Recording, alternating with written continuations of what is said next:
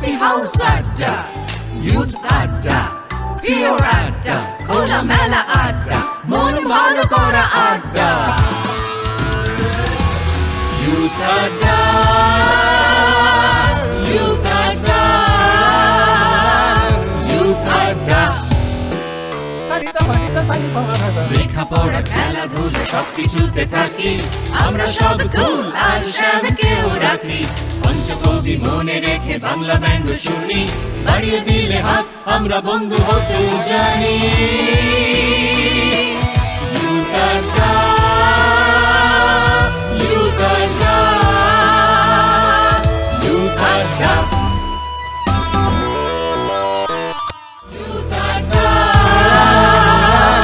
Youth আড্ডা।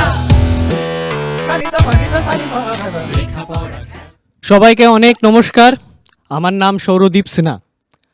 আর আপনাদের সবার জন্য আমার একটাই প্রশ্ন আছে, কি আমায় দেখে কি মনে হয় আমি কমেডি ছাড়া বাইরে কি কাজ করি? এবার এই প্রশ্নটা করা মাত্রই অনেক লোকেরা, আমাদের যারা দর্শক, অনেক মজার মজার জবাব দেয় আমায়। একজন ভদ্রলোক একবার বলেছিলেন, আপনি কি ট্যুর গাইড? মুখে দেখে সেটা বোঝা যায়। রাস্তায় অনেক লোককে ডিরেকশন দিয়েছি, সোজা যাবেন, গোল চক্কর থেকে বাঁ দিক নেবেন, হলুদ বাড়ির উল্টো দিকে দেখবেন আপনার দোকানটা, এবার বার করুন 30 টাকা। অনেক লোকেদেরকে অনেক এরকম জবাব দিতে দেখেছি, কি আপনি কি নাচনিয়া? নাচতে ঠিকই আমি পারি, কিন্তু প্রফেশনালি করি না। একজন ভদ্রলোক তো এরকম বলেছে, কি আপনি কি পকেট মার? আমাকে দেখে পকেট মার মনে হয়? হাত হয়ে গেল। একজন ভদ্রলোক বলেন, আপনি কি নেশাখোর? এবার আমার প্রশ্নটা এটাই, যখন আমি করি কি আমি স্ট্যান্ড আপ ছাড়া, কমেডি ছাড়া আর কি কাজ করি, বাকি যত জবাব আসে। একবার আমি দিল্লিতে ছিলাম, যখন এই একই প্রশ্নটা দিল্লির অডিয়েন্সকে করেছিলাম, তখন আমার ঘটনাচত্বরে চুলটি বড় ছিল। তো দিল্লির একজন অডিয়েন্সের ভদ্রলোক আমাকে উঠে বলেন, তুমি কি ছেলে না তুমি কি মেয়ে? এবার আমি কনফিউজ হয়ে যাই, কি দাদা ভাই, আমি তো প্রফেশন জিজ্ঞেস করেছিলাম, কি কাজ করি, আমার সেক্সুয়াল ওরিয়েন্টেশনের ব্যাপারে তো কোনো প্রশ্ন জিজ্ঞেস করিনি। কিন্তু এটাকে যদি আপনি পেশার সাথেই গোলাতে চান, এই প্রশ্নের জবাব দেওয়ার আগে কিন্তু তাহলে আমি টাকা নেব। যাই হোক, ঠিক আছে, কোনো ব্যাপার না। এইটা করার পরে, এইটি বলার পরে উনি আমাকে তখন বললেন কি, না না, আমি শুধু আপনার চুলটা দেখে একটু কিউরিয়াস হয়ে গেছিলাম, একটু জানার ছিল আমার কি আপনি ছেলে না মেয়ে। যাই হোক, অনেক ভাবনা চিন্তা করে আমি এটা বুঝলাম কি যত লোকেদের যত ধরনের ধারণা আমাকে নিয়ে, এটা এই কারণে কেন যে আমি রোগা। সব ধারণা এর বেসিসেই আধারিত, কি ছেলেটা বড্ড রোগা। এবার আমি রোগা এই জন্যেই কেন যে 2 বছর আমি কোভিডে আইসিইউতে ছিলাম, দিনের পর দিন আইসিইউতে ছিলাম। এই আইসিইউ কথাটা শুনেই আপনারা সবাই সিরিয়াস হয়ে গেলেন, তো এত সিরিয়াস হবেন না। ওই আইসিইউতে আমি পেশেন্ট ছিলাম না, ওই আইসিইউতে আমি ডাক্তার ছিলাম। কেন যে কোভিডে ডাক্তার আর পেশেন্ট দুজনেরই খুব দখল গেছে। পুরো 2 বছর নো ওয়েট ট্রেনিং, শুধু কার্ডিও এক্সারসাইজ হয়েছে, সিপিআর বলে ওইটাকে। এবার ঠিক আছে, এইটুকুনি আপনাদেরকে আমি বেনিফিট অফ ডাউট, যেটা ইংরেজি ভাষায় বলে, দিতে পারি। কি আমাকে এরকম টি শার্ট পরে, প্যান্ট পরে, লোফার জুতো পরে দেখে কেউ ডাক্তার বলবে না। কিন্তু ধরুন আমি এখন হাসপাতালে আছি, আইসিইউতে আছি, নীল স্ক্রাব স্যুট পরে, সাদা কোট পরে, গলায় স্টেথোস্কোপ জুড়িয়ে, বুকের কাছে নেম প্লেট লাগানো, doctor Sourodip Sinha, ICU medical officer. Patient দাঁড়িয়ে যখন দেখছি, পেছন থেকে কেউ যদি এসে বলে, ও ভাইপো, এই ডাক্তারবাবুটাকে কোথায় পাবো বলো তো, এই কথাটা বলার কি কোনো মানে হয়? আমি বলি, ওই যে ডাক্তার, ওই যে দেখতে পাচ্ছেন একজন ভদ্রলোক ঠিক আমার মতন নীল স্ক্রাব স্যুট পরে, সাদা কোট পরে, গলায় স্টেথোস্কোপ জুড়ে যাচ্ছে, ওনার কাছে যান, উনি ডাক্তার। আমার কি, আমার কাজ কমবে। কিন্তু পোড়া কপাল আমার, এমন সুযোগ তখন এরকম কাউকে পাইও না, আর আমাকে বাধ্য হয়ে বলতে হয় কি, বলুন দাদা ভাই, আমি ডাক্তার। ভদ্রলোকেরা যারা হয় তারা তখন এম্বারেস হয়ে যায়, লজ্জা পেয়ে বলে, ডাক্তারবাবু কিছু মনে করবেন না, আপনাকে চিনতে পারিনি। কিন্তু অনেক ওভার স্মার্ট লোকজন হয়, উল্টে আবার রিট্যালিয়েট করে উল্টে প্রশ্ন করে, বাবা আপনি ডাক্তার? এবার আমার তখন খুব ইচ্ছে হয় কি তাদেরকে বলি, দাঁড়ান আপনাকে আপনার ভাষাতেই বোঝাচ্ছি। রাত্রিরে পায়খানা কষে যাচ্ছে, পেট পরিষ্কার হচ্ছে না, পেটের ভেতরটা টকবক টকবক করছে, রাত্রির বেলা শোয়ার আগে 1 গ্লাস গরম জলে 2 চামচ ইসবগুলের ভুসি গুলে খান, সকালে পেট সাফ। মজার ব্যাপারটা তখন হয় যখন ধরুন 2-3 সপ্তাহ পর, 1 মাস পর আমি হাসপাতালে নিজের মতন যাচ্ছি, লবি দিয়ে হেঁটে যাচ্ছি, পেছন থেকে একটি আওয়াজ শুনবো, ডাক্তারবাবু নমস্কার। হ্যাঁ নমস্কার, আমাকে চিনতে পেরেছেন? সেই দিন আইসিইউতে আপনাকে চিনতে পারিনি। এই যে ব্যাপারটা কি যে আপনি আমাকে চিনতে পারেননি, সেইটাকে নিজের চেনার পরিচিতি বানিয়ে দিলেন। অসাধারণ দাদা ভাই, অসাধারণ। আপনাদের সবাইকে বলি, ডাক্তারিতে ঢোকার আগে আমি 1 বছর এক্সাইলে ছিলাম, কালাপানি পাঠিয়ে দেওয়া হয়েছিল আমাকে। আপনারা সবাই জায়গাটা জানেন, একটা আলাদা নামে, ওটাকে কোটা বলা হয় রাজস্থানে, যেখানে আমাদের মতন গাধা গরুর মতন হাজার হাজার কয়েক কোটি বাচ্চারা যায় আর পড়াশোনা করে আসে। এবার আপনাদের এই জায়গাটা সম্বন্ধে একটু বলি। যখন মানুষ একটা নতুন জায়গায় যায়, কিছু কিছু লোকেদের জায়গাটার পরিষেবা পছন্দ হয় না, কিছু কিছু লোকেদের ওয়েদার মানে কীরকম আপনার টেম্পারেচার, বৃষ্টি গরম ঠান্ডা এগুলো পছন্দ হয় না, কিছু কিছু লোকেদের খাবার পছন্দ হয় না। বিশ্বাস করুন আমার 3টের মধ্যে একটাও পছন্দ হয় না। জায়গাটা এতটাই খারাপ। এবার ভেবেছিলাম আশেপাশের যারা বন্ধু বান্ধব আছে তাদেরকে নিয়ে মিলিয়ে মিশিয়ে থাকতে পারবো। আমাদের ক্লাস খুব কঠিন হতো, সপ্তাহে 7 দিনের মধ্যে 6 দিন ক্লাস 9 ঘন্টার হতো, আর প্রতি তৃতীয় রোববার আমাদের পরীক্ষা হতো। আপনি ভাবতে পারছেন? 15ই অগস্ট, 26শে জানুয়ারি ন্যাশনাল হলিডেজেও ছুটি নেই। কিন্তু আমার পাশে বসে যেই ছেলেটি বিহার থেকে এসছে, মাথা চাপড়ে বলে, ছট পূজা মে ছুটি নেই দিয়ে। লোকজনও কেরম আজব। আপনি ধারণা রাখবেন কি প্রত্যেকটা শহরে পুলিশ সবচেয়ে ভালো, আর পুলিশ সবচেয়ে বেশি সাহায্য করে মানুষের। এখানে পুলিশ উল্টে আমার সারা জীবন কাজ বাড়িয়ে গেছে। পরীক্ষার সেন্টার আমাদের আলাদা আলাদা জায়গায় পড়তো, সারা শহরে ছড়িয়ে। রোববার করে যাচ্ছি বন্ধুর সাথে পরীক্ষা দিতে, একজন পুলিশওয়ালাকে জিজ্ঞেস করলাম, দাদা এই বিল্ডিংটা কোন দিকে পড়ে? ও তো আর্ধেক নিজে মদ্যপান করে আমাকে বলছে, ওখান থেকে, আমি আপনাদের ট্রান্সলেট করে বলছি হিন্দিতে থেকে, ওইখান থেকে সোজা মোড়টা দেখবেন, ওখান থেকে ডান দিক নেবেন না, বাঁ দিক যাবেন, বাঁ দিক গিয়ে সোজা যাবেন, করে একটা গোল চক্কর পাবেন, গোল চক্করটি ধরবেন না, তার আগেই বাঁ দিকে ঢুকে যাবেন, করে দেখবেন সোজা গিয়ে এই বিল্ডিংটা আসবে। হ্যাঁ ওই বিল্ডিংটা আপনার না, তার উল্টো দিকের বিল্ডিংটা আপনার। কিন্তু বক্তব্যটা হলো কি, এত কষ্ট করে আধ ঘন্টা ধরে আমি যে ওনার থেকে ডিরেকশনটি শুনলাম, করে ছুটে ছুটে আবার বাইকে গেলাম, গিয়ে বসলাম, করে ভদ্রলোক আবার ডাকছেন, ও ছোরে। আমি আবার বাইক থেকে নামলাম, হেলমেট খুললাম, ছুটে ছুটে লোকটার কাছে গেলাম, হ্যাঁ জি ভাই সাহেব বলিয়ে।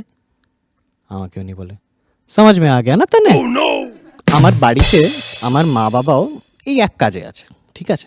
আমি একটা ডাক্তার ফ্যামিলি থেকে বিলং করি।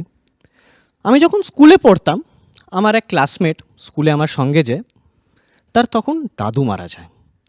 আমাকে সে এসে বলে, সৌরদীপ আমার দাদু কালকে মারা গেলেন জানিস? যেই হাসপাতালে মারা গেছেন তোর বাবা সেই হাসপাতালেই ডাক্তার না? কই তোর বাবার হাতেই আমার দাদু মারা যাননি তো? আমি বললাম, শোন, এই কথাটা বলার আগে তোর জেনে নেওয়া উচিত ছিল আমার বাবা গাইনোকোলজিস্ট। এই জোকটা এসে তখন মারবি, এই ইয়ার্কিটা তখন করবি যখন দিদা মারা যাবে।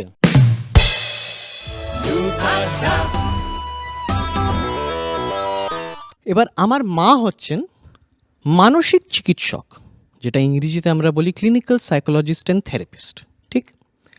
এবার এক মানসিক চিকিৎসক হওয়ার জন্য আমি ছোটবেলা থেকে এইটুকুনি আশা করতাম কি আমার মা বাকি সাধারণ বাঙালি মায়েদের তুলনাতে একটু হলেও একটু খোলা মনের হবে, যেটা আমরা ইংরেজিতে বলি লিবারাল হবে, ওপেন মাইন্ডেড হবে। আমার ধারণাটা ঠিক বন্ধুগণ, তাই তো? একদম। উনি যে কোনো বাকি সাধারণ বাঙালি মায়েরই মতো। সে চায় চেম্বারে বসে পেশেন্টের ছেলে যে কাউন্সিলিং করাতে এসছে তাকে বলুক, অঙ্কে পাশ করেনি তো কি হয়েছে, ও আর্টসের জন্য তৈরি, ও আর্টিস্ট তৈরি হবে। কিন্তু বাড়িতে আমার যদি 90 থেকে 2 নম্বরও 88 আলো, যত নম্বর 90 থেকে কম তত মার চটি পড়ে। সে মানে প্রায় আমি এরকমই ভাবতাম যে জানো সে চেম্বারের বাইরে পাটা রাখতেই আমার মায়ের যে ক্লিনিক্যাল সাইকোলজিস্ট ভাগটা যেটা মাথার ভেতরে কাজ করে সেটা কাজ করা বন্ধ করে দেয়। আমি আপনাদের বলছি, আমার মায়ের প্রথম কথা, আমি আমার মাকে যাই বলি, যাই করি, যাই প্রশ্ন জিজ্ঞেস করি, আমার মায়ের প্রথম কথা আমাকে হচ্ছে, বাবু চান করেছো? ভুল মনে করবেন না, আমি একটা ডাক্তার, যথেষ্ট ভদ্র, পরিষ্কার পরিচ্ছন্ন, কিন্তু তাও রোজ আমার মা আমাকে একটাই প্রশ্ন করে প্রথমেই দিনের শুরুতে। সকালবেলা ঘুম থেকে উঠে, মা স্কুল যাওয়ার আগে এটা লাগবে, চান করেছো? একবার তো মাথা খারাপ হয়ে গেছে, মাকে গিয়ে বলেছি, মা বন্ধুদের সাথে সুইমিং করতে যাচ্ছি, বলে চান করেছো? তো আমি না অনেক বছর পর ফাইনালি ফ্রাস্ট্রেট হয়ে গেলাম, আমার মাথা খারাপ হয়ে গেল। আমি মাকে গিয়ে একদিন ধরেছি কি, মা তোমার এটা কি অবসেশন, প্রত্যেকটা প্রশ্নে তুমি সবচেয়ে আগে আমাকে একটাই জিনিস জিজ্ঞেস করবে, চান করেছো, চান করেছো? তো মা আমার রাস্তায় নিয়ে যায়, আয় তুই আমার সাথে চল, তোকে আমি দেখাই কি ব্যাপারটা। রাস্তায় নিয়ে গিয়ে, রাস্তায় পাগল ভিখারিরা বসে থাকে না, ভিক্ষে চাইছে, চান টান করে না, তাদের কাছে নিয়ে গিয়ে বলে, এখানে যটা পাগল ভিখারি বসে আছে দেখতে পাচ্ছিস, এরা কিন্তু কেউ চান করে না। মানে ভাবুন একটা এরকম সিচুয়েশন, একটা পেশেন্ট এসছে আমার মায়ের কাছে চেম্বারে, হ্যাঁ নমস্কার ম্যাডাম, নমস্কার বসুন, তো আপনার কি অ্যাংজাইটি আছে? কই না তো। ডিপ্রেশন, খুব বেশি দুঃখ করেন? না না না। রাগ খুব বেশি করেন, অ্যাঙ্গার ম্যানেজমেন্ট ইস্যু? একদমই না। Difficult case. লাস্ট টাইম চান কবে করেছিলেন? ম্যাডাম 3 দিন আগে। 3 দিন আগে? ক্ষমা করবেন, এটা আমার হাতের বাইরে, সোজা কাগজ লিখে দিচ্ছি, রাঁচি ট্রেন ধরে চলে যান। একটা গল্প বলি, আমি একবার আমার হাসপাতালের ওপিডিতে পেশেন্ট দেখছি। এবার এক ভদ্রলোক এসছেন, এসে আজব আজব কথা বলছেন, আমি কিছু বুঝতে পারি না। আমাকে এসে বলে, ডাক্তারবাবু আমার পেটটা না কেরম সাঁই সাঁই করে ঘুরছে, আর মাথার ভেতরে কিরকম বুড়বুড় টকবক টকবক করছে। কি করবো বলুন তো? দাদাভাই আপনি সবচেয়ে আগে যে নেশাটা করছেন সেই নেশাটা বন্ধ করুন, আপনার সিমটমগুলো উল্টো আসছে, মাথাটা ঘুরে আর পেটের ভেতরে বুড়বুড় টকবক টকবক করে, জানেন তো? ঠিক আছে, আমি যা হোক করে ভদ্রলোকের কি সমস্যা বুঝে, অনেক কষ্টে বুঝে ওনার প্রেসক্রিপশন লিখে দিলাম। ডাক্তারবাবু এগুলো কি ওষুধ? বাইরে গেল, আবার ঘরের ভেতরে এলো, কোথায় পাবো ওষুধ? ফার্মাসিতে, ট্রেজার হান্ট চলছে না দাদাভাই। আবার বাইরে গেল, আবার ভেতরে এলো, ফার্মাসিতে কোথায়? সোজা যান, সোজা গিয়েই বাঁ দিকে। আবার বাইরে, আবার ভেতরে এলো, কতটা যেতে হবে? 150 মিটারই, বেশি না। এবার আমি বুঝলাম এরা ওই ইরিটেটিং লোকজনগুলো, আপনারাও দেখে থাকবেন, যারা হোয়াটসঅ্যাপে না এক লাইনের মেসেজটাকে 15টা মেসেজে ডিভাইড করে নেবে, কি রে ভাই কি করছিস, question mark question mark question mark emoji. একটা কথা একবারে বলা যায় না, 15টা মেসেজ। আমি 15 বার মেসেজ ফোন পাচ্ছি, কি হয়ে গেল, এই কি রে ভাই মোমো খেতে যাবি? এই অবধি তাও ঠিক ছিল, তাও ঠিক ছিল। এরপরে ভদ্রলোক প্রশ্ন করে আমাকে, ডাক্তারবাবু এই ওষুধটি খাবো কি করে?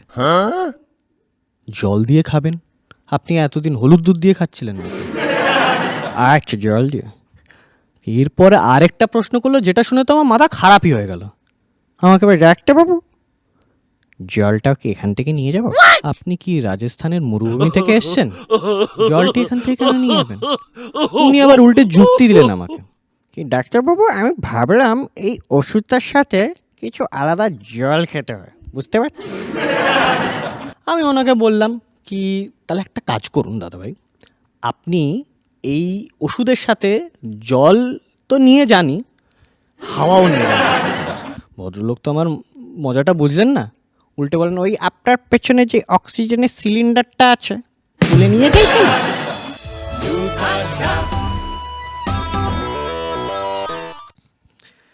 আমি একবার ছোটোবেলায় একটা গিফট শপে গেছি। গিফট শপে ঢুকে আমার দিদার জন্য একটা গিফট খুঁজছি। অনেক খোঁজাখুঁজি করার পর একটা ঠাকুরের মূর্তি পেলাম, কি সুন্দর দেখতে, অসাধারণ সুন্দর দেখতে, দারুণ। নিয়ে কাউন্টারে গেছি, বিলিং করাবো তার ঠিক আগেই ওটাকে উল্টোলাম, উল্টে দেখি ওটার নিচের লেখা মেড ইন চায়না। গণেশের ঠাকুরের মূর্তি মেড ইন চায়না। তখন আমার একটু রাগ হলো, কি চিনিরা, এরা বদমাইশ আমাদের ঠাকুরও ছাড়লো না, এরা আমাদের ঠাকুরও বানিয়ে দিচ্ছে। কিন্তু তারপরে আমি আরও 5-7 মিনিট অনেকটা ভাবলাম, ভেবে বললাম কি ঠিক আছে, আমরাও না কিন্তু খুব ধোয়া তুলসী পাতা নয়। আমাদের বাঙালিদের বিরিয়ানির পর অবশ্যই সবচেয়ে ফেভারিট চাইনিজ খাবার যেটা আমাদের দেশে বিক্রি হয়, আপনারা জানেন ওটা কত বড় ছল, ওটা কত বড় স্ক্যাম। একটা চাইনিজ মানুষ যদি সত্যি ওই খাবারটা খায় না, সে মারা যাবে। সে চাইনিজ খাবার অ্যাকচুয়ালি চাইনিজ নয়।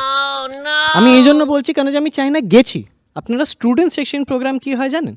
10টা ছাত্র একটা দেশ থেকে আমাদের দেশে এসে থাকে, আমাদের কালচার, আমাদের সব কিছু শেখে, আমাদের খাওয়া দাওয়া কীরমভাবে থাকা সব শেখে, আমরা ওদের দেশে গিয়ে এটা শিখি।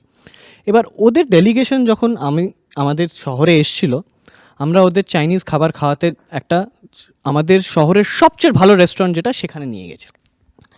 এবার আমি তো যথেষ্ট নিশ্চিন্তে ছিলাম কি আমি জানি এরা খাবার খেয়ে বলবে কি এটা কি, হোয়াট ইজ দিস, এটা কিন্তু চাইনিজ খাবার নয়। oyster sauce, coriander sauce, basil sauce, they go in 4 different dishes, not all together. সব কটাকে বানিয়ে আমরা খিচুড়ি বানিয়ে দিই, কিন্তু অ্যাকচুয়ালি চাইনিজ খাবার সেটা হয় না। কিন্তু আমি জানি না, খাবারটা ওইখানে খেয়ে ওদের ডেলিগেশন খুব খুশি। ওই স্কুলের প্রিন্সিপালটি যিনি, উনি আমি বলছেন food is so good, food brilliant, call chef. শেফকে ডেকে এনেছে, শেফকে বলছে mister chef the food is so good. শেষে শেষে মানে হচ্ছে থ্যাংক ইউ ম্যান্ডারিন ভাষাতে, the food is so brilliant শেষে। তো তারপর বললো কি I just have one question, একটাই প্রশ্ন আছে আপনার জন্য। ভদ্রলোক ঘুরে বলেন could you please tell me what cuisine this food is, এই খাবারটা কি কুইজিনের একটু বলবেন। ফান ফ্যাক্ট, এই দোকানটার নাম কি ছিল, কিছু একটা চাইনা, কিন্তু তাও ভদ্রলোকটি বুঝতে পারে। এবার আমার বাঙালিদের কালচারের ব্যাপারে, আমাদের সব কিছুর ব্যাপারে খুব ভাল লাগে, একমাত্র শুধু বাঙালি বিয়েটা বাদ। বাঙালি বিয়েতে লোকেরা যত না বেশি মজা করে, তার থেকে বেশি পেছনে লাগে। বিশ্বাস করবেন না, আমি বিয়েতে গেছি, বিয়ের থেকে বেরিয়ে 2 কিলোমিটার দূরে সিগারেট খেতে গেছি। কোন এক কাকু আমার বাবাকে গিয়ে ঠিক বলে দেন, ডক্টর সিনহা আপনার ছেলেকে দেখলাম ওইখানে দাঁড়িয়ে সিগারেট খাচ্ছে, আসুন, একদম আপনারই ওপরে গেছে। এবার আমি অনেক ভেবে বুঝলাম কি অন্য অন্য কালচারসে এই সমস্যাটা হয় না কেন, যে ভুল মনে করবেন না, বাঙালিরাও কিন্তু মদ্যপান করে, কিন্তু বিয়েতে না। এবার বিয়েতে মদ্যপান না করার জন্য অন্য কিছু তো করতে হবে, এই জন্য গিয়ে পেছনে লাগা, অকারণ প্রশ্ন করা। আমি ডাক্তার, ঠিক আছে মানছি, কিন্তু এখন তো আমি বিয়েতে এসেছি, খাবার আমিও খাবো। আপনি জাস্ট ভাবুন আমার সিচুয়েশনটা, দাঁড়িয়ে খাবার খাচ্ছি, পেছন থেকে কাকিমা আসে, আরে বাবু তুই এসছিস, জানিস তো আমার 3 মাস ধরে বুকে ব্যথা, পেট ঠিক হচ্ছে না, হাঁটুগুলো কটকট করছে, আর 4 দিন ধরে পায়খানাটা যেন নরম নরম হচ্ছে না। কাকিমা আমি খাবার খাচ্ছি, তখন বলবে হ্যাঁ রে, ওই যে তোর চিকেন ভর্তাটা প্লেটে লাস্ট 4 দিন ধরে হাগা আমার ঠিক ওরকম। এবার বক্তব্যটা আমার এটাই হলো কি, যেই মদ্যপান অন্য বিয়েতে লোকেরা করে, সেই বিয়েতে করার পর ওরা অনেক খুলে যায়।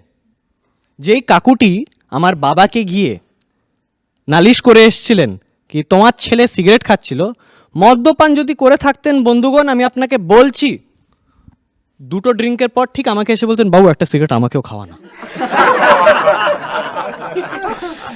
এই বলে আমি আমার সেট শেষ করছি। আপনাদের সবাইকে অনেক অনেক ধন্যবাদ। আমার এটা একজন আর্টিস্ট হিসেবে, একজন পারফর্মার হিসেবে খুব বড় একটা স্টেজ প্ল্যাটফর্ম দেওয়া হলো। আর আপনাদের সবাইকে অনেক অনেক ধন্যবাদ।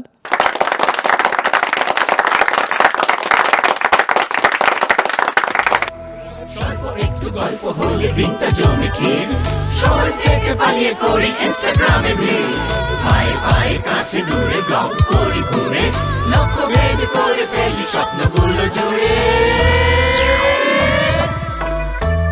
ইউথ আড্ডা, ছুটির আড্ডা, পথে ঘাটে আড্ডা, বৈঠকে আড্ডা,